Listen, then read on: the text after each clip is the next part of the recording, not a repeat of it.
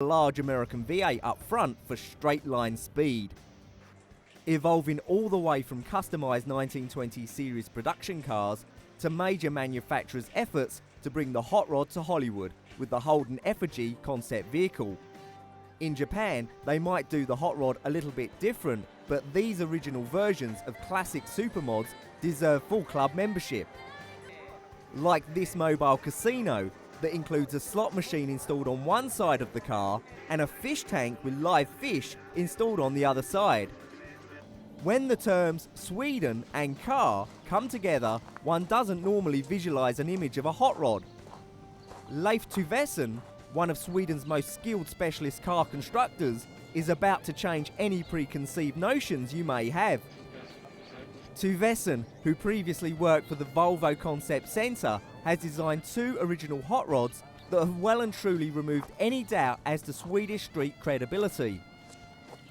Having previously won the prestigious Hot Rod of the Year award from Hot Rod magazine, Tuvesen has now turned his talents to reinventing the hot rod. The V8-powered Caresto Speedster has been carefully handcrafted into life under the watchful Tuvesen gaze. Thanks to the mid-engine layout, this sports rod has an ideal 60-40 back-to-front weight distribution and is completely constructed from aluminium and carbon fibre, with an advanced sports car chassis fitted with Öhlins shock absorbers.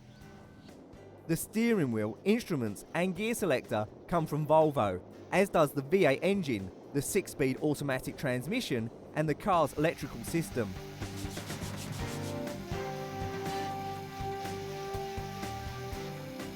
For an even greater challenge, Leif Tuvesen took the 1927 OV4, the very first series production Volvo, and created the Jacob hot rod. The idea was to build a hot rod of an old Volvo.